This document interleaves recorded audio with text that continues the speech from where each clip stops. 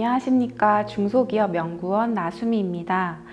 2020년 8월 12일부터 시행된 벤처투자 촉진에 관한 법률은 중소기업 창업지원법과 벤처기업 육성에 관한 특별조치법에 분산되어 있는 벤처투자 제도를 통합하고 단순화하고 규제를 완화하여 민간 중심 투자 생태계를 조성하기 위해 새롭게 제정되었습니다. 벤처투자법 시행에 따라 벤처투자 제도에 여러 가지 변화들이 생겼습니다.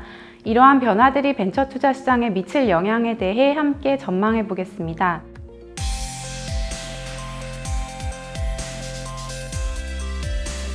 첫째, 초기 스타트업에 대한 민간 투자의 확대가 예상됩니다. 현재 시드 단계부터 시리즈 A의 초기 단계의 자금 조달은 모태 펀드를 필두로 한 정부의 마중물이 큰 역할을 하고 있는데요. 이번 벤처투자법에서 도입된 엑셀러레이터의 벤처투자조합 결성과 세이프 투자 방식이 업계에 정착할 경우 민간 자금 중심의 초기 창업 생태계로의 전환이 가속화될 것으로 전망합니다. 둘째, 대형 투자의 확대로 머지않아 토종자본 주도의 유니콘 기업이 등장하게 될 것으로 전망합니다. 스타트업이 유니콘으로 성장하기까지 수백억 대에서 수조 원에 이르는 대형 투자가 필요합니다. 단일 조합의 결성 금액이 적어도 1,000억 원 이상이 되어야 100억 원 이상을 한 기업에 투자가 가능한데 2019년 기준 펀드의 평균 결성 금액은 241억 원 수준인 실정입니다. 이에 따라 기존 유니콘의 대부분은 해외 벤처캐피탈의 대형 투자를 바탕으로 기업 가치를 높여왔습니다. 이에 벤처투자법은 유니콘 탄생에 필수적인 대형 투자와 지속적 후속 투자를 위한 제도적 기반을 마련하였습니다. 가능성 있는 스타트업들의 전반적 가치 상승과 자금 공급자 간의 경쟁이 심화되는 최근의 양상은 국내 벤처캐피탈로 하여금 이러한 제도적 변화를 충분히 활용하여 대형 투자의 위험을 감수하도록 유인할 것으로 예상됩니다. 셋째, PE나 증권사를 비롯한 다양한 주체들이 벤처투자 시장에 진입하여 결과적으로 벤처캐피탈의 경쟁력이 강화될 것으로 예상됩니다. SPC를 활용한 펀드 운용에 익숙한 PE의 인력들이 벤처 투자 업계로 진입하게 될 것이며 벤처 투자 조합은 자산운용사, 증권사의 공동 GP가 가능해지면서 민간의 경쟁력 있는 다양한 주체들이 벤처 투자 시장에 진입할 것으로 예상합니다. 이는 뚜렷하게 이원화되어 있던 벤처 투자 시장과 이외 자본시장의 경계를 희석하고 벤처 자금 공급자 간 경쟁을 심화시켜 장기적으로 벤처캐피탈의 경쟁력 강화를 유도할 것으로 예상합니다. 이외에도 벤처투자법의 시행은 벤처투자 시장에서 개인의 역할과 벤처캐피탈 라이센스로서 창투자의 선호도를 강화시킬 것으로 보여집니다.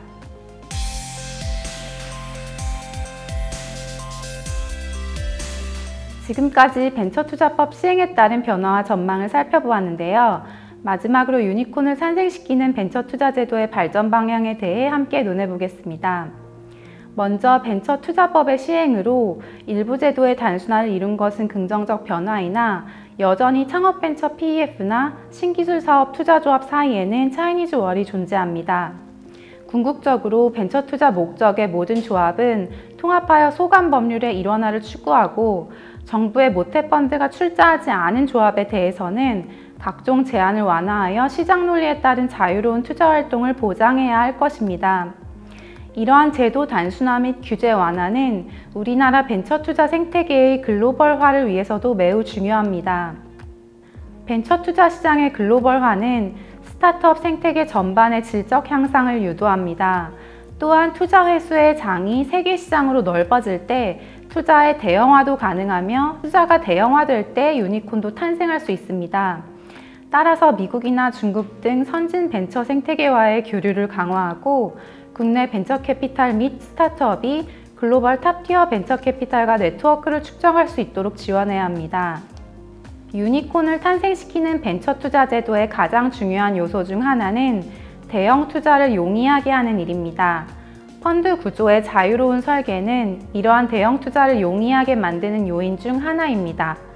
미국 벤처 투자 펀드는 운용과 관리의 주체를 분리한다거나 펀드마다 GP를 조직한 구조를 활용하여서 운영상의 효용을 극대화하고 있습니다. 벤처캐피탈의 자유로운 펀드 구조 설계를 허용하여 대형 투자를 전문적으로 다룰 수 있는 벤처 캐피탈로의 역량 강화를 도와줄 필요가 있습니다. 또한 벤처 캐피탈과 대출을 취급하는 금융기관과의 협업을 유인하여 투융자 복합금융을 통한 예비 유니콘의 대형 자금 조달이 가능하도록 지원해야 합니다. 장기적으로 벤처 캐피탈이 SPC를 활용한 레버리지 투자에 익숙해지는 시점이 오면 다중 SPC 구조의 허용을 고려해 볼 수 있겠습니다. 한편 대형 투자가 활발해질수록 회수 시장의 중요성은 더욱 커질 것입니다. 이번 벤처투자법의 내용은 상대적으로 초기 스타트업 투자에 대한 유인을 많이 제공하고 있는데요. 향후 개정안에서는 회수 시장에서 활동하는 후기 투자자에게 포커스를 맞춰야겠습니다.